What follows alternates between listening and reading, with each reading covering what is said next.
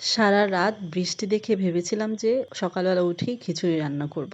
কিন্তু সকালবেলা উঠে আর হয়নি। কিন্তু সকালে যে মেঘলা, মেঘলা ছিল ভাবলাম যে আজকের জন্য খিচুড়ি একদম পারফেক্ট। কিন্তু সে কি? যখনই আমি খিচুড়ি বসালাম তখনই দেখি আস্তে, আস্তে মেঘলা থেকে রোদ উঠে গেছে। তবুও যেহেতু আমার খেতে ইচ্ছে করছিল তাই ভাবলাম খিচুড়িটা বানিয়েই ফেলি। আর আমি খিচুড়িটা এভাবেই রান্না করি। পোলাও চাল, মুগ ডাল এবং মসুর ডাল দিয়ে ভালো করে কষিয়ে নিই আগে। আমি এর ভিতরে ১ম এই কোনো ফোড়ন ব্যবহার করি না। কারণ ফোড়ন আগে দিলে দেখা যাচ্ছে ফোড়নের যে একটা ঘ্রাণ, সে ঘ্রাণটা নষ্ট হয়ে যায়। আর আমার কাছে খিচুড়ি এভাবেই ভালো লাগে। আমি আদা রসুন খুব কম দেই খিচুড়িতে।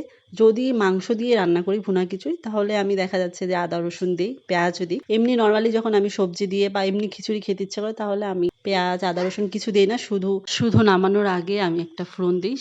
সেটা হলো জিরে আর হলো শুকনো মরিচ। আর এবার সবজির কথা আসি। যখন আমি সবজি খিচুড়ি রান্না করব কিন্তু ফ্রিজে গিয়ে দেখলাম কোনো সবজি নেই। তারপর দেখলাম যে ৩ টে সবজি আছে। আলু, শসা আর হলো ধুন্দুল। তো আমি ভাবলাম যে এগুলো দিয়ে আজকে খিচুড়ি রান্না করব যেমনই হোক। তারপর এই তো সবকিছু কষিয়ে একসাথে বসিয়ে দিলাম। তো ১ম এ আমি ফ্রাই প্যানে দিয়েছিলাম। ভেবেছিলাম যে অল্প রান্না করব। কিন্তু রান্না করতে, করতে দেখলাম যে অনেক হয়ে গেছে। আমি নাড়াচাড়া করতে পারতেছিলাম না। তাই আমি আবার পাতিলে নিয়ে আসলাম। পাতিলে এসে আমি নাড়াচাড়া করলাম। আমি এখনো পর্যন্ত ফোড়ন দেইনি। আর আমি এর ভিতরে কোনো শুকনো মরিচ ইউজ করি নাই বা টমেটো ইউজ করি নাই কালারের জন্য। যার কারণে হলুদই হবে কালারটা। এই যে আমি শেষে যখন খিচুড়ি রান্না একদম শেষ হয়ে গেছে, একদম নামানোর আগে আমি জিরে আর শুকনো মরিচ ফোড়ন দিব। জাস্ট এতটুকুই, আর কিছুই দিব না। যেহেতু পোলাওয়ের চাল ছিল সেহেতু এমনিতেই খুব সুন্দর একটা সুঘ্রাণ আসতেছিল। এমনিতেও যদি আমি ভাতের চাল দিয়ে রান্না করি তাহলেও আমি এভাবেই রান্না করি। আমার কাছে এই খিচুড়িটা একদম পারফেক্ট লাগে বা ভালো লাগে।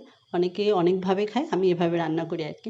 দেন খিচুড়ির সাথে রান্না করার জন্য দেখলাম একটা কিছু মাংস, তারপর পাখনা এগুলো ছিল। মানে মেয়ের জন্য মাংস আনা হয়েছে, সেখান থেকে কিছু ছিল। তো আমি ভাবলাম যে সেটা দিয়ে রান্না করি। তো পেঁয়াজ ভাজা শেষে আমি এর ভেতরে দিয়ে দিলাম টমেটো, তারপর আদা রসুন পেস্ট আর হলো কাঁচামরিচ পেস্ট। আমি এর ভিতরে কোনো শুকনো মরিচ দেই নাই। যার কারণে কালারটা একটু হলুদ, হলুদ আসবে। শুকনো মরিচের কারণে কিন্তু কালারটা খুব সুন্দর আসে। দেন আমি ধনিয়া গুঁড়ো, জিরের গুঁড়ো দিয়ে দিলাম। আর দিয়ে দিয়েছিলাম কিছু গোটা রসুন, মানে আস্ত এগুলো থাকলে ভালোই লাগে খেতে আমার কাছে। তো আমি এগুলো দিয়ে দিলাম। আমি এটা খোসা ছাড়াইনি, কারণ খোসা ছাড়ালে রসুনটা গলে যাওয়ার সম্ভাবনা বেশি থাকে।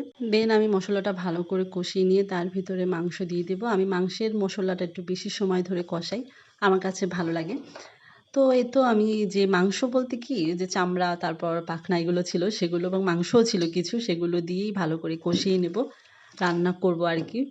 আমি আসলে রান্না নতুন শিখছি বলতে আমি কখনোই বিয়ের আগে রান্না করিনি। অনেক বছর হয়ে গেছে রান্না করি এখন। কিন্তু শেখার কোনো শেষ নেই। আমি এখনো রান্না শিখি। নতুন কোথাও কোনো কিছু দেখলে আমি রান্না করার চেষ্টা করি। তো এই তো ছিল আমার মাংস হয়ে গেছে। আর এই তো দুপুরের খাবার ছিল খিচুড়ি, পটল ভাজা, শসা আর হলো মাংস আর লেবু। আমার খিচুড়িতে টক আমার অনেক বেশি ভালো লাগে। তেঁতুল হলে আরো বেশি ভালো লাগে। যেহেতু তেঁতুল ছিল না, লেবু আর খিচুড়ির ভিতরে থাকা শুকনো মরিচ। তো এই ছিল আজকের ভিডিও। কেমন হলো জানাবেন। সবাই ভালো